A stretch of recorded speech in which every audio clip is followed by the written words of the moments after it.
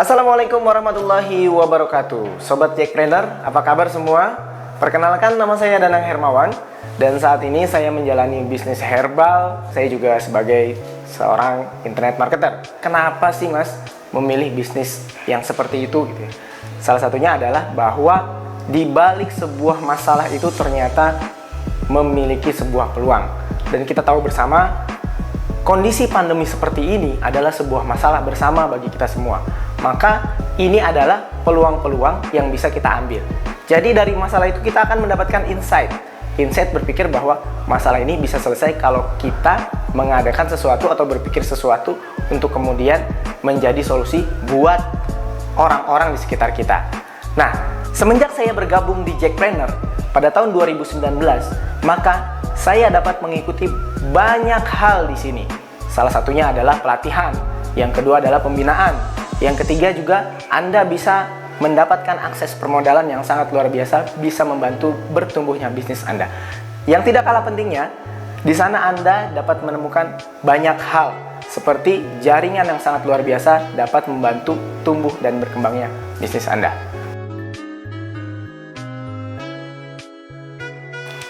Langkah pertama yang saya lakukan ketika memulai usaha adalah saya melihat peluang. Peluang itu hadir dari masalah-masalah di sekitar kita. Dulu ketika saya berbisnis kurban, saat ini pun saya masih lakukan. Yang pertama kali saya lihat adalah bagaimana peluang itu hadir, momentum. Jadi pada tiap tahun umat Islam itu mengadakan kurban di bulan haji, maka momentum itu datang. Artinya ini sudah ada pembelinya, sudah ada pasarnya, sudah ada marketnya. Yang kedua adalah pengalaman-pengalaman saya ketika saya bersinggungan dengan penjual kurban yang tanda kutip kurang memuaskan, akhirnya itu jadi peluang saya agar menciptakan bisnis kurban yang lebih baik. Jadi seperti itu yang kami lakukan adalah dari masalah kemudian berangkat kita lakukan penyelesaiannya, dan kemudian dari situ nanti lahirlah visi dan misi dari bisnis tersebut. Dan akhirnya kita turunkan visi misi itu ke dalam tindakan-tindakan di lapangan ketika kita berbisnis dan membentuk tim kita akan lebih solid.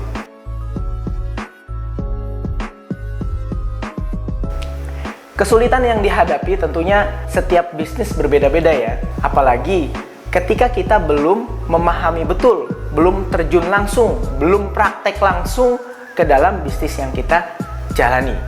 Kalau sekedar teori itu mudah, tapi pelaksanaan di lapangan kadang-kadang membuat kita harus memiliki jiwa yang tangguh. Nah, kesulitan yang pertama, karena saya tadi membahas tentang kurban, kesulitan yang pertama adalah tentunya masalah modal. Namun, modal ini sebenarnya bukan masalah ketika kita terus berpikir dan berinovasi bagaimana caranya mendapatkan modal.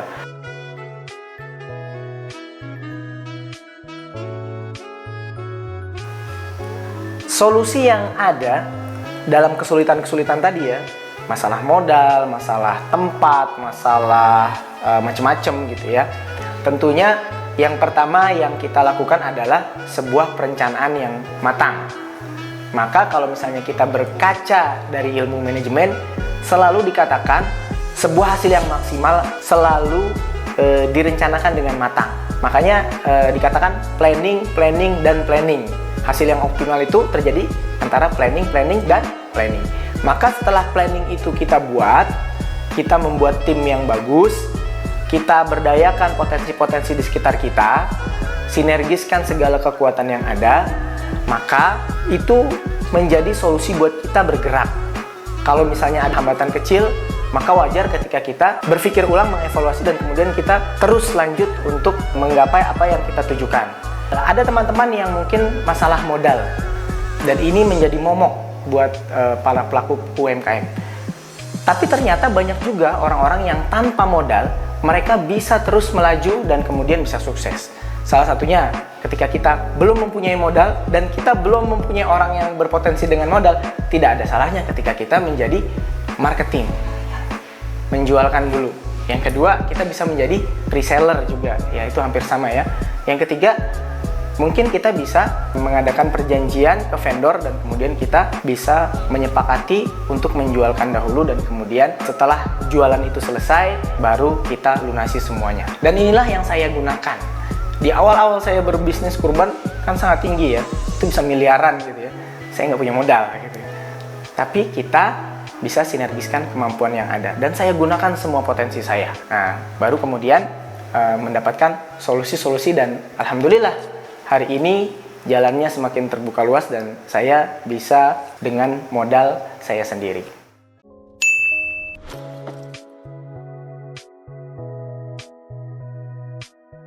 Sebelum kita menjawab seperti itu, ada baiknya kita mengetahui potensi pasarnya dulu. Dalam hal ini kita mengetahui ceruknya dulu, potensi pasar dan pasar mana saja yang siap menerima produk kita. Jadi sebagus apapun produknya, ketika pasarnya tidak siap maka kita akan kesulitan menjualnya. Kanal sosmed yang saya gunakan salah satunya adalah Facebook, kemudian WhatsApp. Jadi saya mengoptimasi dua kanal ini. Ini baru dua kanal ya. Sedangkan kanal-kanal lain seperti Instagram, Marketplace bukan termasuk sosmed, atau TikTok yang sekarang ada gitu ya. Ini balik lagi harus kita sesuaikan. Kita melihat dunia digital sangat luar biasa. Ada dua hal yang saya ingin jelaskan. Yang pertama adalah ketika kita menggunakan internet gitu ya, media digital, bisa kita menggunakan kanal berbayar. Yang kedua adalah kanal gratisan. Nah, kedua kanal ini sebenarnya punya konsekuensi masing-masing. Maka ketika Anda pahami gitu ya, budget tipis, Anda tidak siap dengan kanal berbayar, maka Anda bisa menggunakan kanal yang gratisan. Apa saja yang bisa Anda gunakan ketika Anda berpromosi lewat media berbayar? Ada beberapa hal seperti sosial media dan marketplace yang menggunakan jasa berbayar. Dan ini juga sangat efektif buat Anda yang punya budget lebih. Yang ketiga, bisa dengan endorsement. Itu juga akan bisa meningkatkan traffic penjualan Anda. Bagaimana akhirnya yang gratisan? Di poin kedua ini saya akan lebih membahas tentang bagaimana Anda membangun personal branding Anda. Jadi ketika Anda di sosial media, Anda sering posting-posting hal yang positif gitu. Anda sering posting-posting jualan Anda dengan soft selling, maka Anda akan mendapatkan banyak hal di sana. Salah satunya jaringan, salah satunya juga calon pembeli Anda. Beberapa kanal tadi Anda bisa tarik ke yang namanya pasukan penjualan. Di pasukan penjualan nanti Anda tentunya ada PR ya. PR-nya apa? PR-nya adalah Anda perlu produk knowledge yang jelas, yang tepat. Kemudian Anda perlu membina teman-teman di pasukan penjualan ini agar lebih efektif untuk meningkatkan penjualan Anda.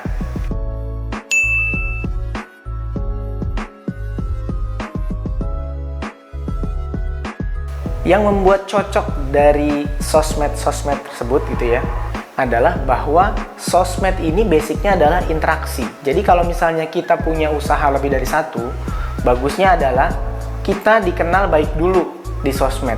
Jadi orang lain ketika berpikir ingin bermitra dengan kita, kemudian bersinergi dengan kita, maka mereka sudah yakin dengan kita karena kita personal brandingnya kuat.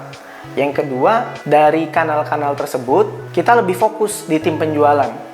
Jadi ada orang terkadang mereka ingin memulai bisnis bingung gitu ya, harus ada modal dan sebagainya. Nah, kanal-kanal tim penjualan ini sebenarnya diberikan kesempatan dan peluang untuk lebih mengoptimalkan potensi mereka dalam hal penjualan. Nah, walaupun memang kadangkala ada juga orang yang ketika sudah bagus penjualannya, mereka ingin membuka bisnis yang lain atau bisnis yang baru gitu, dan mengikuti cara-cara kita.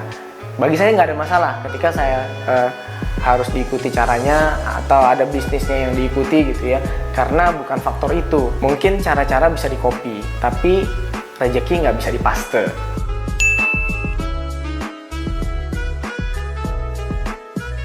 Nah, ketika saya berbicara dengan kanal tim penjualan, kesulitan pasti ada gitu ya. Nah, salah satu kesulitannya adalah ketika kita harus membina teman-teman di tim penjualan ini, karena karakternya beda-beda ya gitu. Ada yang orang itu masuk ke grup gitu ya hanya ingin lihat-lihat aja gitu ya. Ada yang orang masuk ke grup motivasinya bukan ingin jualan tapi itu pesaing kita gitu ya. Ada juga yang masuk ke grup, dia tidak pernah komen, tidak pernah bersuara, tapi closingannya banyak gitu ya. Nah, karakter-karakter inilah yang kita rangkul semuanya menjadi sebuah kekuatan tim yang hebat. Kalau di saya, rata-rata untuk masuk di tim penjualan, rata-rata tidak ada syarat yang aneh-aneh, harus bagaimana gitu ya. Karena prinsipnya adalah kita mau belajar. Dan saya tidak berkeberatan dan tim gitu ya untuk mengajari teman-teman gitu ya, dan belajar bersama pada prinsipnya ya, basicnya belajar bersama, kita bertumbuh kembang dan kemudian memberikan insight-insight yang positif dengan teman-teman di penjualan. Dan ketika itu rutin dilakukan gitu ya, visi dan misi kita juga tentunya kita utarakan kepada mereka dan kita samakan frekuensi positif, maka hal itu akan diminimalisir. Jadi kesulitan tadi akhirnya hilang sendiri-sendiri gitu ya, sedikit-sedikit gitu ya. Apa keuntungan yang Mas Danang rasakan dari melakukan pemasaran lewat kanal tersebut? Keuntungannya adalah kita dapat mempercepat, menyaingi orang-orang yang sudah besar sebelumnya. Jadi perlu diingat teman-teman, ketika kita sudah nyaman dengan produk kita, bisnis kita gitu ya, sudah merasa besar, nah ini akan ada pesaing-pesaing di bawah kita yang dia akan terus tumbuh gitu ya. Dan ketika kita merekrut tim penjualan yang banyak gitu ya, kemudian tim penjualan ini smart, karena apa? Karena kita bina, karena kita kelola gitu ya, mereka akan bisa mempercepat pertumbuhan bisnis kita. Terus kemudian dari pertumbuhan bisnis otomatis omset kita juga seperti itu, akan lebih cepat karena mereka sudah paham dengan pola bisnis kita. Kemudian orang-orang yang merasa besar ini gitu ya, dengan brand yang besar, bisnis yang sudah besar, sudah nyaman segala macam, ketika tidak melakukan inovasi-inovasi, mereka akan tersundul atau tergerus dengan orang-orang yang lebih siap. Maka hubungan yang kita bangun di sini di tim penjualan adalah hubungan membangun emosional juga. Jadi mereka berjualan bukan cuman jualan produk saja, jualan antara penjual dan pembeli, tapi hubungan emosional yang dijaga. Saya teringat dari teori marketing yang dulu saya pelajari, bahwa orang membeli produk kita 80%-nya adalah karena emosi, faktor emosi. 20%-nya baru kebutuhan.